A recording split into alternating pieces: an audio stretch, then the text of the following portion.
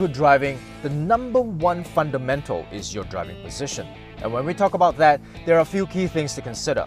Number one, your sitting distance from the dashboard. The distance that you are from the dashboard should be positioned such that the knees are slightly bent even when depressing the brakes fully. Because in event of a frontal collision, bended knees would cushion the impact, thus saving your legs. If you are seated too far back, your knees would lock up when you do an e-brake. In the event of a frontal collision, your joints will get all the impact and they would have a very high chance of breaking. Number two, the inclination of your seat would determine how far your body would be from the steering wheel, and that would affect your arm position. If your elbows are locked, your arms would literally be limited when you try to avoid an accident. Not only will you not be able to move fast enough to steer away from danger, in the event of a collision, like the locked knees, the impact will likely cause injuries to your elbows and shoulders. So the ideal position would be for your arms to be bent and in a relaxed position.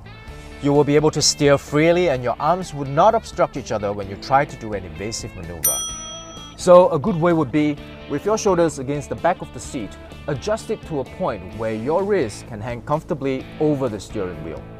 Number three, the height of the steering wheel. Using your wrists as an initial guide, adjust the height of the steering wheel to a point where the cockpit is clearly visible. After that, our hands should be placed at the 3 and 9 o'clock position. This allows us to have a maximum range of motion when turning the wheel. Number four, the height of the headrest. Many people have the impression that the headrest is for us to, rest our heads and relax when we drive.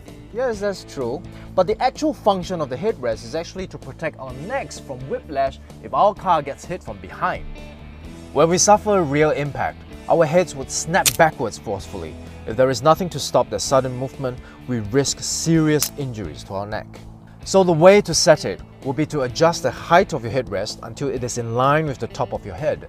In that way, it will deploy and cushion your head in the event of a rear collision. I believe no matter what kind of driver you are, this video can help all of us become safer drivers. So remember to